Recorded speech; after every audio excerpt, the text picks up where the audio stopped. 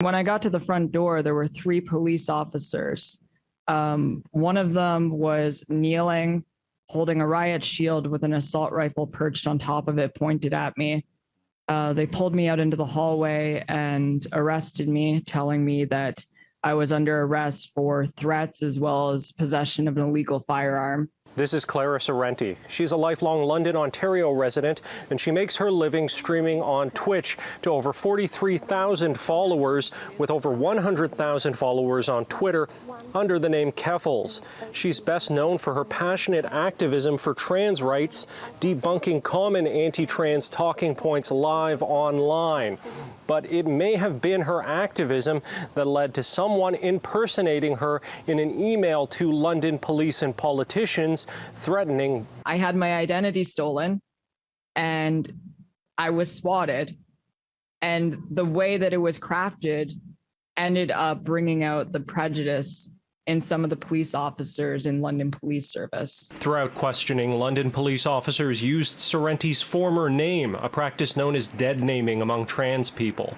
Sorrenti legally changed her name over a decade ago and has even run for parliament under her current name, making the experience especially frustrating. I don't understand the thought process, because my fiance was saying they were banging on the door saying, "Clara Sorrenti, I know you're in there." But I got booked under my dead name. In a statement issued Tuesday, London Police Chief Steve Williams acknowledged the distress caused by this and says what happened will be reviewed but didn't apologize. Sorrenti says the police hate crime unit told her Tuesday that property seized during the raid will be returned, but there's still questions of how this happened, especially as Sorrenti had previously been doxxed and asked to be placed on a police no swatting list.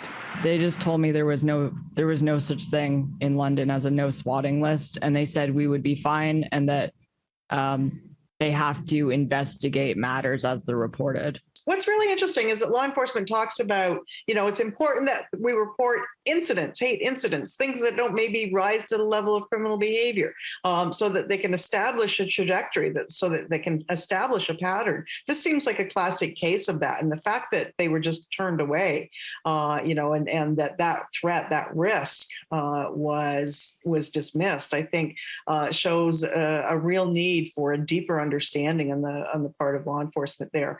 Now, Sorrenti says she plans on moving to another Canadian city, saying she doesn't have faith that the same thing couldn't happen again in London.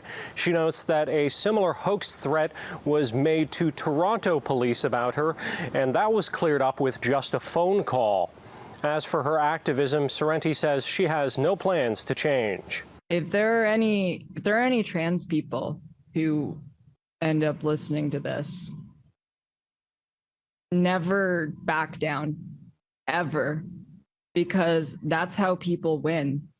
They wanted me to back down, so I stood up for myself, and I saw so much outpouring of support, and I'm really glad for it, and I hope that in the future we can end up winning more fights like this.